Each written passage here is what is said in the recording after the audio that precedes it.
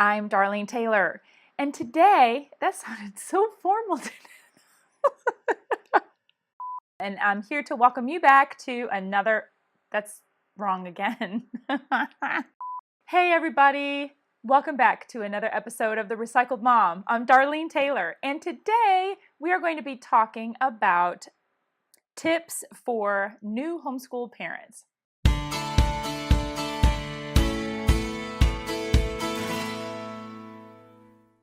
This is a collaboration with Michelle McCarthy of Homeschooling in the Pines, and I included her link in the description box. So please visit her channel for all kinds of homeschool curriculum reviews and planning and all kinds of different things about what she's doing for homeschooling, and she's a huge resource for homeschooling moms, so please check her out. There's going to be a playlist link in the description box as well, and I encourage you, if you are a new homeschool mom or a veteran homeschool mom, you should go check out all of the homeschool channels that are participating in this collaboration. They are sharing lots of wisdom, experience, and their advice for new homeschool moms. I am going to be doing the same.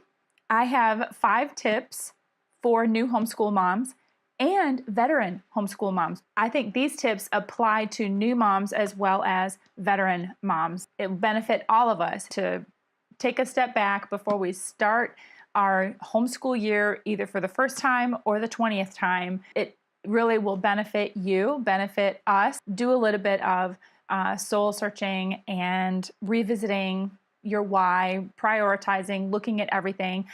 I do this every year. I have the best intentions, but I do these things every year, and so I'm just going to share them with you.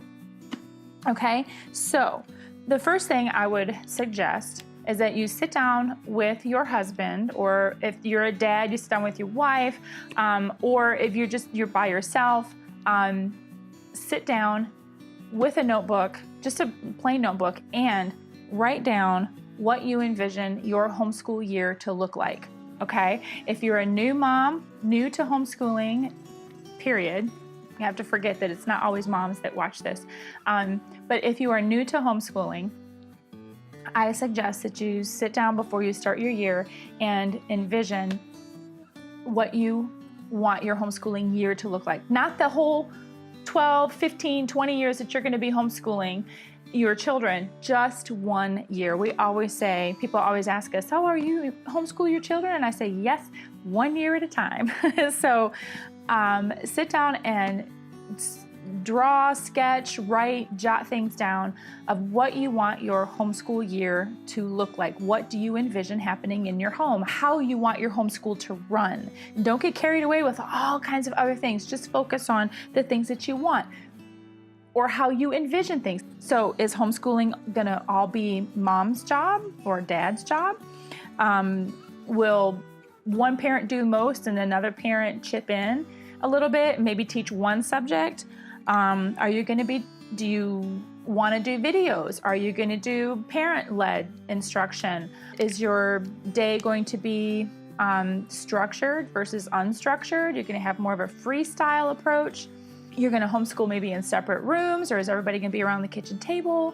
These are things that you sit down and you just envision what you want your homeschool year to look like. When I was first starting out, I had a vision in my head that is not anywhere close to how it ended up being. I wanted a separate homeschool room, and I was going to do I did a specific curriculum, and basically that's because that's what everybody else did. When I first started out, I didn't have anyone to lean on for homeschooling advice or support. This was totally new to my husband's side of the family, my side of the family. Although they had heard about it, nobody had any experience. And my husband and I didn't have any experience. We went to public school, but we felt very convicted that schooling our children was our responsibility, and we felt that the Lord was leading us in this direction for homeschooling our children.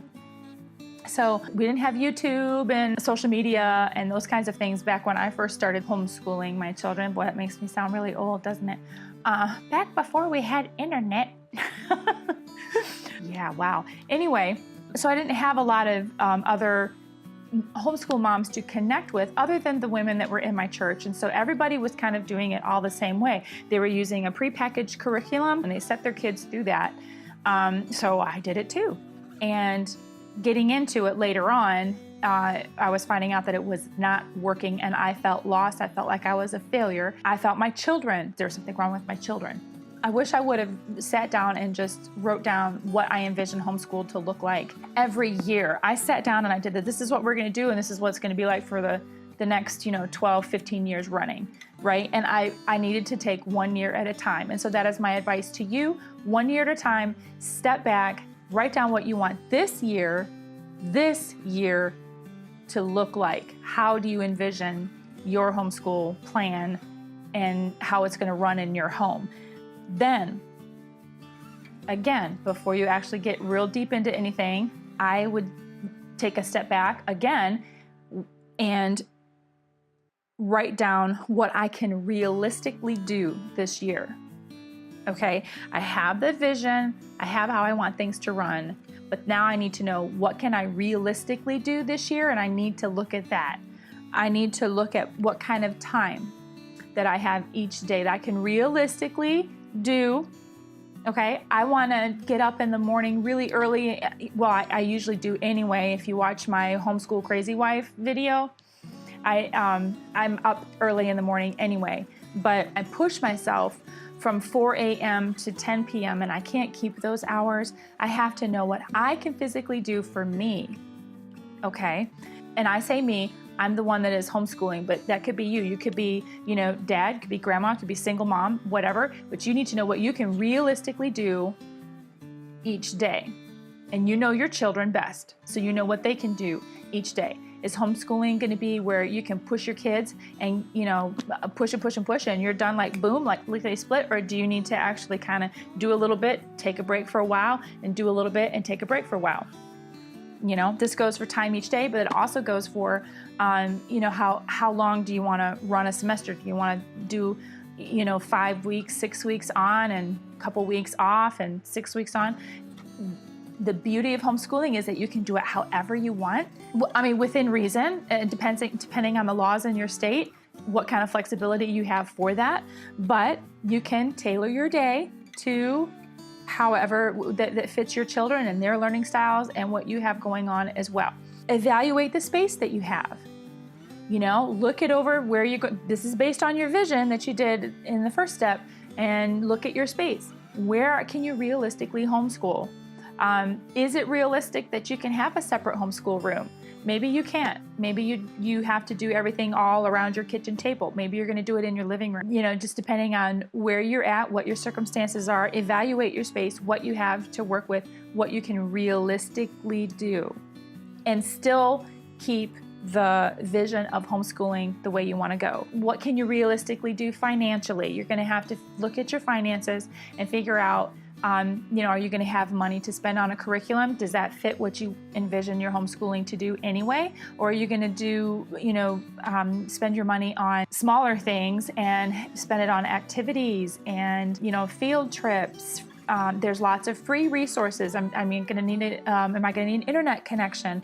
That's what it's going to cost this much. And for us, we had a curriculum where we had monthly payments. So we have to figure out, can we afford this? And if we can't, what other options do I have? So you're going to have to look at realistically what kind of money you can spend for homeschooling and getting the things that you need for your home.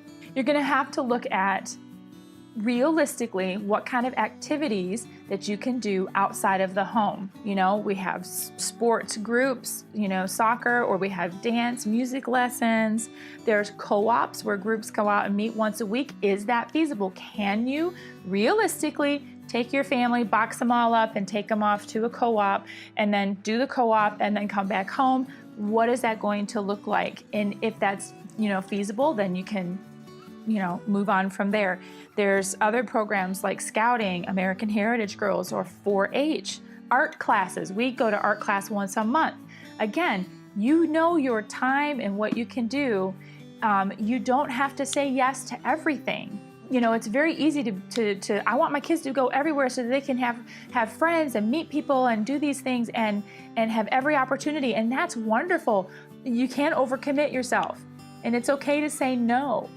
You're not going to be like not socializing your children if you say no and stay back from some extracurricular activities. It's best to add them one at a time as you get used to homeschooling, as the kids get used to, being in a little more of a routine. So again, just evaluate and look at what you can realistically do. You know your time, you know your children. And again, that goes for play dates as well. Out of all of these things, though, that I just mentioned, your activities out of the home and, like the space and your time, what you can do financially, you're going to need to prioritize these things. What is the most important thing to you? Time. Is that for us, time is really big on the list because we are a scouting family and American Heritage Girls. We are deacons in our church, which involves us to go out for Bible studies, and there may be some people that we need to meet with. So we're also involved in the music in our church. So church is a big part of our schedule and our time. So we have to prioritize the things in our life and then schedule around that. So that's my advice there for that. Now that you've prioritized, you've got your vision, you've prioritized, you know what you can do financially, this is where you determine your needs. And will they fit your budget? That goes for curriculum and supplies, whatever it is that you're going to invest in, internet, whatever online streaming classes you may have, and you're going to need things like paper and crayons and glue. And, when you get older, you may need to invest in chemistry supplies for, things for science experiments, gas for field trips, those kinds of things. This is where you're going to determine your needs and what you're going to need for money and time, so that you can develop a plan of action. Okay, you're going to set aside this money every month. You're going to write out your schedule, and you're going to either get everybody on a schedule, or you're at least going to have some kind of plan. You have to have a plan. I mean, even if you are doing unschooling and having a very, very flexible schedule, you still need to have some kind of a plan, a goal to hit every day. When you try to wing it, it just doesn't work. I've tried that. You do need to have some kind of a plan, some kind of a goal to hit every day. Okay, and then the next piece of advice I have, and it probably should be number one, but it is very important, and that is that God needs to be the foundation and the center of your home. Now, if you are not a believer or a religious type of person, I understand. That is, you may have a different belief than I do, and that's okay. But I know that for me, I have my foundation in God, His Word, and the Holy Spirit leads and guides and directs our homeschool. You, on the other hand, if you're not someone who is religious at all, and that's fine, I suggest that you have something that you can ground yourself with, that you can always fall back on. Why are you doing homeschooling? Why do you want this? I would write that down, make some kind of a mission statement. I have a mission statement, and mine is based on God. You may have a mission statement, and it's based on something else. The why behind your homeschooling, the purpose that you want to have, your goal that you want to have for your homeschool. So I would write that down in a mission statement and put that somewhere. Put it in a folder, put it up on a refrigerator, put it around so everyone can see why. Because when the days that get very frustrating, when you lose sight of what you're doing, you see that school bus go by and you're like, man, I wish I could just pop my kids on there and just have a quiet day. That happens, okay? Just keeping it real. You're gonna need something to fall back on. And for me, my strength comes from my Lord and Savior.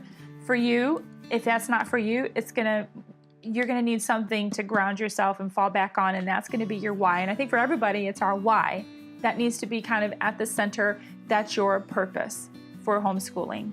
This fifth tip is very important as well, and that is schedule me time.